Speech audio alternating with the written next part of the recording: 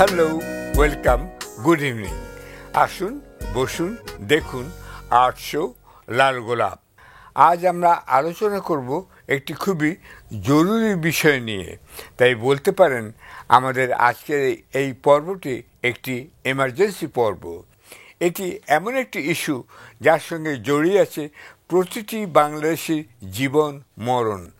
আমরা কথা বলবো মরণ ফাঁদ ফারাক্কা বাঁধ নিয়ে। দেশবাসীর কাছে খুবই জরুরি সতর্কবার্তা পৌঁছে দিতে এখানে ছুটে এসেছেন নিউ ইয়র্ক থেকে সৈয়দ টিপু সুলতান, যিনি আন্তর্জাতিক ফারাক্কা কমিটির বর্তমান চেয়ারম্যান। গত প্রায় 2 যুগ ধরে ফারাক্কা বাঁধ নিয়ে একাধিক ইংরেজি ও বাংলা বই তিনি লিখেছেন। নিউ ইয়র্ক ও ঢাকার বিশিষ্ট সুধীজনদের নিয়ে একাধিক জনসভাও করেছেন। মিস্টার সৈয়দ টিপু সুলতান, আপনাকে অনেক অনেক ধন্যবাদ। আপনার সঙ্গে আমরা আলোচনা করব। তার আগে দর্শকরা জেনে নিন কিছু তথ্য। ইন্ডিয়ার অঙ্গরাজ্য পশ্চিমবাংলার মুর্শিদাবাদ জেলায় গঙ্গা নদীর ওপর ফারাক্কা ব্যারাজ অর্থাৎ ফারাক্কা বাঁধ অবস্থিত। এই বাঁধ বাংলাদেশের সাহেবগঞ্জ এলাকার সীমান্ত থেকে 11 মাইল দূরে। ফারাক্কা শহর বাঁধের পাশেই। ইন্ডিয়া এই এলাকায় গঙ্গা নদীর ওপর বাঁধ তৈরি শুরু করে 1963-তে এবং নির্মাণ কাজ শেষ করে 1970-এ। এই বাঁধ নির্মাণে খরচ হয় $1 বিলিয়ন। বাঁধ চালু হয় 21শে এপ্রিল 1975-এ। বাঁধটি প্রায় 2300 মিটার অর্থাৎ প্রায় 7600 ফিট দীর্ঘ। এখান থেকে যে ফিডার ক্যানাল বা ছোট খাল দিয়ে ভাগীরথী হুগলি নদীতে পানি টেনে নিয়ে যাওয়া হয় সেটি 42 কিলোমিটার অর্থাৎ প্রায় 26 মাইল দীর্ঘ। ফারাক্কা বাঁধের ওপরে আছে মোটরযান চলাচলের জন্য একটি হাইওয়ে এবং একটি রেলপথ। এখন ইন্ডিয়া থেকে চলুন রাশিয়াতে। দেখুন ব্যারাজ আসলেই কি। জেমস বন্ড সিরিজের মুভি গোল্ডেন আইয়ের একটি ক্লিপ এবং তারপর জানবেন কিছু তথ্য।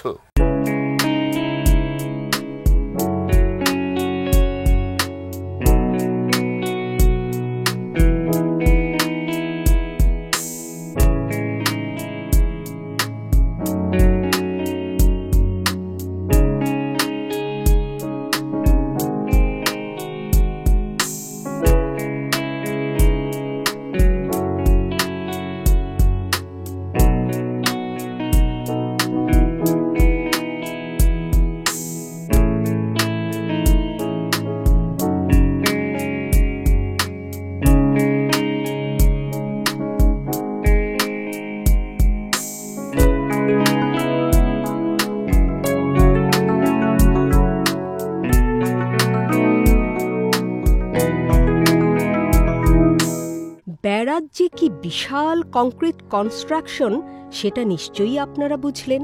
ইন্ডিয়ায় ফারাক্কা বাঁধ বানিয়েছিল হিন্দুস্তান কনস্ট্রাকশন কোম্পানি।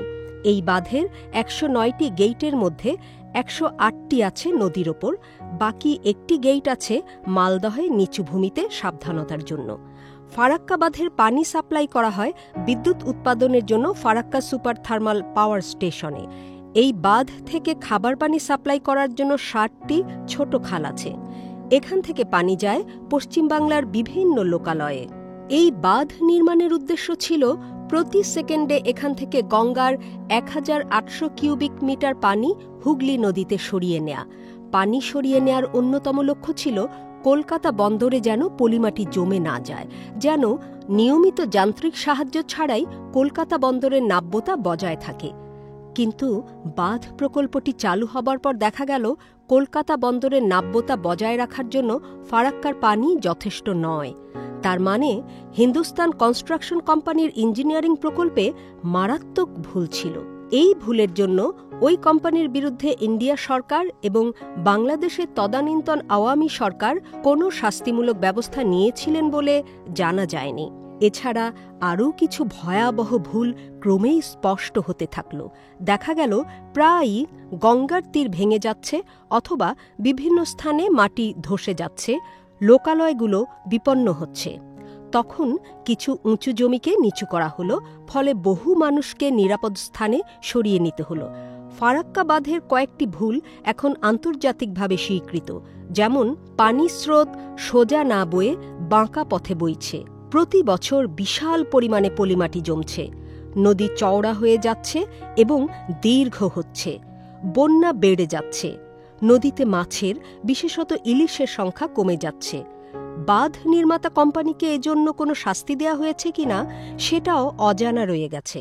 এসব কারণে তদানীন্তন আওয়ামী সরকারের পতনের পর থেকে ইন্ডিয়ার সাথে বাংলাদেশের প্রচণ্ড বিরোধিতা ও তিক্ততা সৃষ্টি হতে থাকে। পরে ফারাক্কাতে গঙ্গার পানি নিয়ে উভয় দেশের মধ্যে পানি বন্টনের জন্য একটি চুক্তি হয়, যা ছিল ফারাক্কায় ৭০,০০০ কিউসেক পানি পেলে ইন্ডিয়া পাবে অর্ধেক, বাংলাদেশ পাবে বাকি অর্ধেক অর্থাৎ ৩৫,০০০ কিউসেক। ফারাক্কায় ৭০,০০০ থেকে ৭৫,০০০ কিউসেক পানি পেলে বাংলাদেশ পাবে সেই ৩৫,০০০ কিউসেকই, বাকি অংশ অর্থাৎ বেশিটা পাবে ইন্ডিয়া। ফারাক্কায় ৭৫,০০০-এর বেশি কিউসেক পানি পেলে ইন্ডিয়া পাবে ৪০,০০০ কিউসেক, বাকিটা পাবে বাংলাদেশ, অর্থাৎ তখন চাহিদার চাইতেও বেশি পানি পেতে পারে বাংলাদেশ এবং তার ফলে হতে পারে বন্যা। মিস্টার সৈয়দ টিপু সুলতান, আপনার একাধিক পেশাগত এবং নেশাগত পরিচয় আছে দেশে এবং বিদেশে। বিদেশে নিউ ইয়র্কে আমি দেখেছি ব্রুকলিনে আপনার ফার্মেসির পেছনেই আছে একটি চাষাবাদের বলতে পারেন ঘর এবং দোতলা বাড়ি। সেইখানে আপনি অনেক রকম আপনি ফল ফলিয়েছেন। আর বাংলাদেশে আছে আপনার প্রায় ২৮টি প্রকল্প। খুব সংক্ষেপে বলুন কী ধরনের প্রকল্পগুলো বাংলাদেশে আছে? আমার এক বাগানে আছে প্রায় ১৫০ রকম আম। পৃথিবীর সবচেয়ে মানে ওজনদার আম হচ্ছে ব্রুনাই কিং, ৫ কেজি যেটা হতে পারে। ৪ কেজি আছে আফ্রিকান জাম্বো, ৩ কেজি, ২ কেজি, এইভাবে করে আপনার ইভেন মিয়াজাকি আছে যেটা জাপানে এখনও ১ লক্ষ টাকা দাম একটা আমের। যাই হোক, আমজনতার কাছে এখন আমের চাইতে অনেক বেশি বেশি গুরুত্বপূর্ণ হচ্ছে ফারাক্কাবাদের পানি, কারণ চুক্তির মেয়াদ শেষ হয়ে যাবে খুব শিগগিরই। আপনি বলছিলেন কিছু আগে শুধু ফারাক্কাবাদ নয়, এখন আপনি তার চেয়েও বেশি চিন্তিত গোটা পানির সমস্যা নিয়ে, অর্থাৎ যে ভারতের সঙ্গে বাংলাদেশে যে অন্ততপক্ষে ৫৬টা নদীর পানি বাংলাদেশে আসে ভারত থেকে, এসব যদি পারস্পরিকভাবে সংযুক্ত করে দেয় ভারত, তাহলে ভারতেও সমস্যা হবে, বাংলাদেশেও অনেক সমস্যা হবে। অর্থাৎ এখন আপনি বাদ নয় সংযুক্তের বিষয়েও অনেক চিন্তিত। এখন যে বাংলাদেশের সমস্যা সেটা নিয়ে আপনি বলছেন, সেটা হচ্ছে 1992 এবং 1997 যে ইউএন ওয়াটার কনভেনশন, সেটার মধ্যে বাংলাদেশ কিন্তু সিগনেটরি না। হাসিনা আমলের অসম চুক্তির ফলে এবং তাদের যে পররাষ্ট্র নীতি, নতজানু পররাষ্ট্রনীতির ফলে সেখানে সিগনেচার হয় নাই, আমরা সিগনেটরি না। এই মুহূর্তে সবচেয়ে বেশি প্রয়োজন যে 1992 এবং 1997 যে ওয়াটার ইউএন কনভেনশন, আমাদের সিগনেচার করা, সিগনেটরি হওয়া খুবই জরুরি, প্রথম স্টেপ। দ্বিতীয় হচ্ছে, যেহেতু ২৬ সালে আমাদের চুক্তি তামাদি হয়ে যাচ্ছে, শেষ হয়ে যাচ্ছে, আমাদের এখনই সময় জাতিসংঘে তুলে যেভাবে জিয়াউর রহমান তুলেছিলেন এবং ৫ বছরের একটা চুক্তি হয়েছিল উইথ গ্যারান্টি ক্লজ। আমরা বহুপাক্ষিক সমস্যা দ্বিপাক্ষিকভাবে সমাধান হতে পারে না, এটা বিশ্বাস করি, এবং এই সমাধান হতে হবে under the auspices of United Nations, এবং তাদের তত্ত্বাবধানে যদি চুক্তি হয় উইথ গ্যারান্টি ক্লজ, তাহলে আমরা পানি পেতে পারি। আচ্ছা, তার মানে আপনি বলতে চাচ্ছেন বিষয়টি এখন, ফারাক্কা সমস্যাটি এখন শুধু বাংলাদেশ আর ভারতের মধ্যে সীমাবদ্ধ নয়, এটি হচ্ছে একটি আন্তর্জাতিক সমস্যার একটি অংশ। অর্থাৎ নদী সংযোগ ভারতের মধ্যে যেগুলো আছে, সেই সংযুক্তিটাও আপনার জন্য এখন বড় চিন্তার কারণ হয়ে দাঁড়িয়েছে এবং আমাদেরও হয়ে দাঁড়িয়েছে। তাহলে এটা এখন শুধু ভারত আর বাংলাদেশ নয়, জাতিসংঘের অধীনে যেসব দেশ আছে তাদেরকেও সম্পৃক্ত করতে হবে। আপনি কি সেটাই বলতে চাচ্ছেন? জি, বাঁধের চাইতে বেশি আপনি গুরুত্ব দিচ্ছেন সংযুক্তির বিষয়ে, নদীগুলোর বিষয়ে অনেক বেশি। ফারাক্কা বাঁধটা মানে আমাদের হ্যাঁ জীবন মরণ সমস্যা ঠিকই আছে, কিন্তু এর থেকে ভয়াবহ হচ্ছে আন্তঃনদী সংযোগ পরিকল্পনা, যেটা রিভার ইন্টারলিঙ্কিং মেগা প্রজেক্ট বলে। ভারত যে প্রজেক্টটা হাতে নিয়েছে তাতে 32টা ক্যানেলের মাধ্যমে যতগুলো অভিন্ন নদী আছে সবগুলো নদীর পানি ওরা পশ্চিমবঙ্গের উপরে থেকে তুলে নিয়ে যাচ্ছে উত্তর দক্ষিণ এবং বিভিন্ন মরু অঞ্চলে। যদি ওই প্রজেক্টটা মেগা প্রজেক্ট যদি ওরা সফল হয় তাহলে আমাদের মৃত্যু দেশ হিসাবে অনিবার্য। কারণ ফারাক্কা বাদে আমাদের বিলিয়নস অফ ডলার্স লস হচ্ছে, আর পুরোটা সবগুলো নদীর পানি যদি উপর থেকে নিয়ে যায় তাহলে কি ভয়াবহ পরিস্থিতি হবে সহজেই নয়। এখানে দর্শকদের একটু সহজভাবে বুঝিয়ে বলতে চাই, আপনি যে বলছেন যে চুক্তিটা হয়েছিল শেষ পর্যন্ত গ্যারান্টি ক্লজ নিয়ে, মনে করুন ফারাক্কা পয়েন্টে কতখানি পানি আছে, দর্শকরা মনে করুন এটা ফারাক্কা পয়েন্ট, কিন্তু ভারত থেকে নদীর থেকে বিভিন্ন নদী থেকে পানি আসছে এখান থেকে এখানে। এখন আমরা যত শুনেছি জেনেছি সেটা হচ্ছে ফারাক্কা পয়েন্টের পানি নিয়ে চুক্তি হয়েছে বটে, কিন্তু তার আগেই যদি পানি সরিয়ে নেওয়া হয় অর্থাৎ এখান থেকে ভারতের অন্যান্য নদীতে চলে যায় তাহলে এখানে আর পানি আসবে না। এই তো সমস্যা, তাই না? এটা হচ্ছে আমাদের যে অসম শেখ হাসিনার সময়ে যে অসম অন্যায় চুক্তি হয়েছিল, গোলামি চুক্তি হয়েছিল, এই চুক্তির ফলে ফারাক্কা পয়েন্টে যে পানি পাওয়া যাবে সেটা ভাগাভাগি হবে, অর্থাৎ বানরের পিঠাভাগের মতো উপর থেকে সব, যেহেতু আমরা লোয়েস্ট রাইপেরিয়ান কান্ট্রি, উপর থেকে সব রাজ্যগুলো পানি শুষে নেবে। ওই পয়েন্টে আমরা কতটুকু পানি পাই গ্যারান্টি নেই, কিন্তু জিয়াউর রহমানের সময় কিন্তু 5 বছরের চুক্তি হলেও যে চুক্তিটা ছিল ইউনাইটেড নেশনসের তত্ত্বাবধানে, সেখানে একটা গ্যারান্টি ছিল যে আমরা এত পরিমাণ পানি পাবই, পেতেই হবে। হ্যাঁ, পেতেই হবে। তাই আমরা এখন এই বৈষম্যমূলক চুক্তি যেটা আছে এটাকে আগামী বছর তামাদি হচ্ছে, এখনই সময় সুযোগ নিয়ে আপনি যেটা বলেছেন, এখনই সময় হচ্ছে আমাদের একেবারে পেন অ্যান্ড পেন্সিল নিয়ে আমাদের বসে এবং অঙ্ক কষে আমাদের কতটুকু মানে অধিকার আছে সেই অধিকার নিয়ে জাতিসংঘে প্রশ্নটা তোলা। মিস্টার টিপু সুলতান, আপনার সঙ্গে আমরা পরে আরো আলোচনা করব। তার আগে আপনারই লেখা একটি বই থেকে কয়েকটি উদ্ধৃতি দর্শকদের শোনাচ্ছি। জননেতা মওলানা ভাসানীর বিস্ময়কর রাজনৈতিক দূরদৃষ্টি ও বিজ্ঞানগত প্রজ্ঞার অবিস্মরণীয় পদক্ষেপ নেয়া বাংলার মানুষকে অনুপ্রাণিত করেছিল। 18 এপ্রিল 1976-এ তিনি বাঁধের কুফল জানিয়ে একটি তীব্র প্রতিবাদ চিঠি লিখেছিলেন তদানীন্তন ইন্ডিয়ান প্রধানমন্ত্রী ইন্দিরা গান্ধীকে। ইন্দিরার উত্তর সন্তোষজনক না হওয়ায় মওলানা ভাসানী 24 মে 1976-এ ফারাক্কা অভিমুখে একটি লং মার্চের ডাক দিয়েছিলেন। শত সহস্র বাংলাদেশি এই মার্চে যোগ দিয়েছিলেন।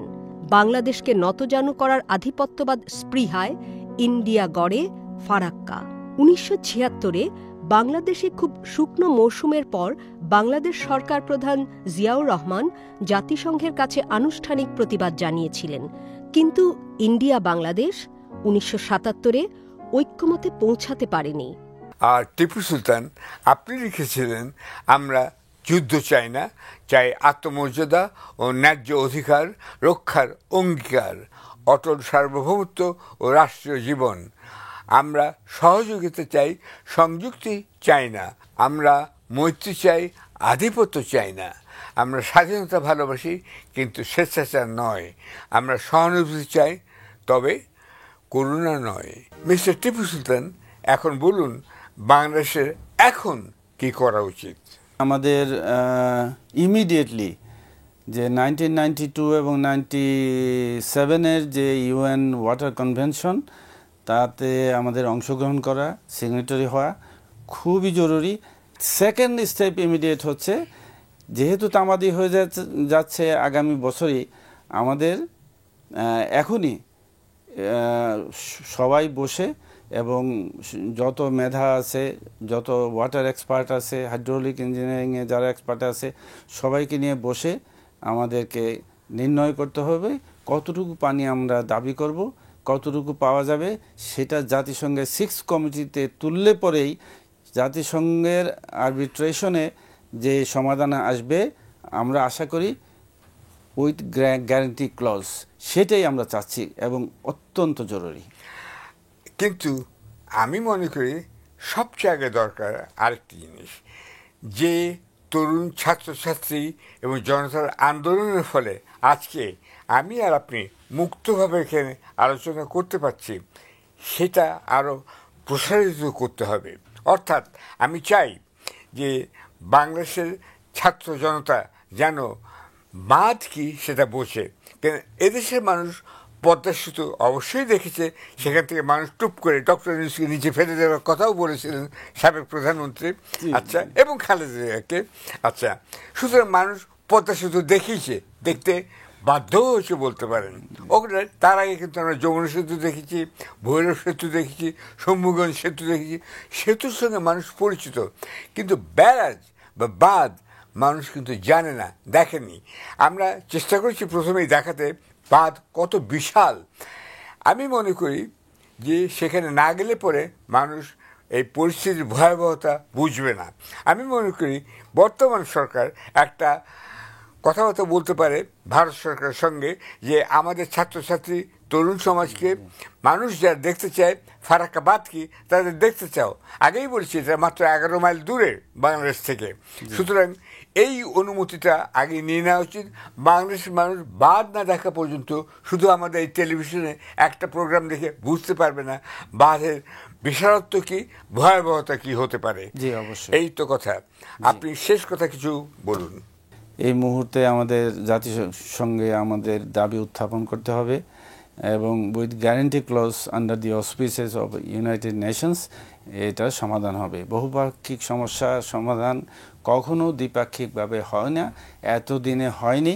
এবং ভারত যে বৈষম্যমূলক আচরণ করছে আমাদের সাথে সব দিক দিয়ে, ব্যবসা বাণিজ্য, পররাষ্ট্রনীতি থেকে শুরু করে, আমাদের এখন নিজের পায়ে দাঁড়াতে হবে এবং খুব স্ট্রংলি দাঁড়াতে হবে। এ বিষয়ে জনমত তৈরি করার জন্য আপনি ইতিপূর্বে ঢাকাতেও কিন্তু আন্তর্জাতিক সভা আয়োজন করেছিলেন।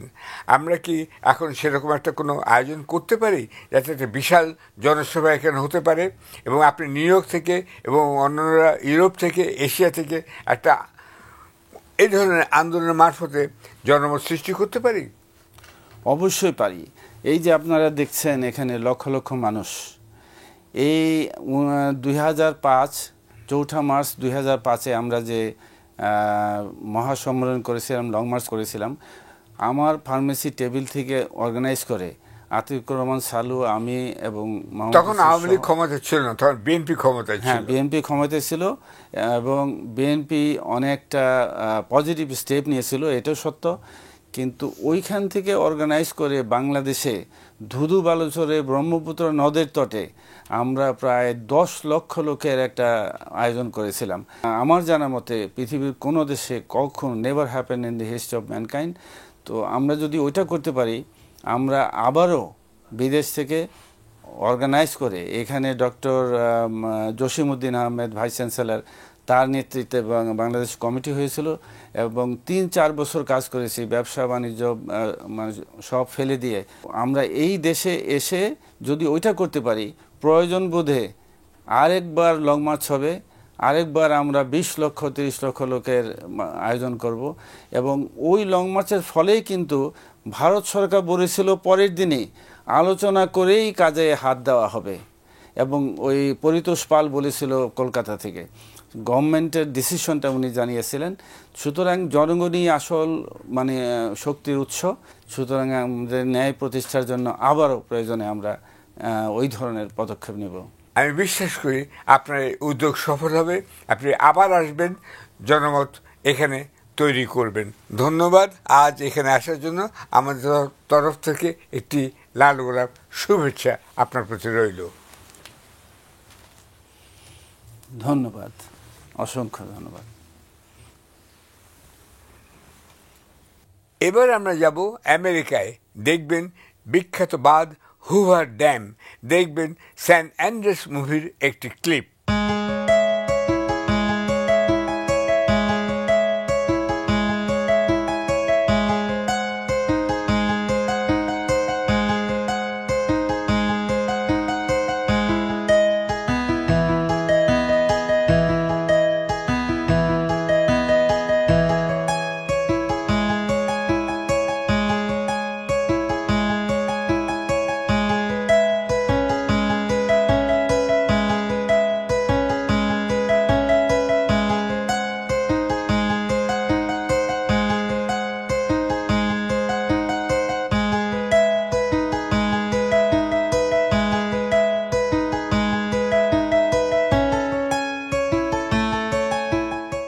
দেখছেন তো বাঁধ নির্মাণের ফলে কি মারাত্মক বিপর্যয় ঘটতে পারে, প্রকৃতি নিতে পারে তার নিজস্ব প্রতিশোধ। আমরা তাই আজ সুনির্দিষ্ট কিছু প্রস্তাব বাংলাদেশের অন্তর্বর্তী সরকার প্রধান ডক্টর ইউনূসের কাছে সরাসরি রাখতে চাই।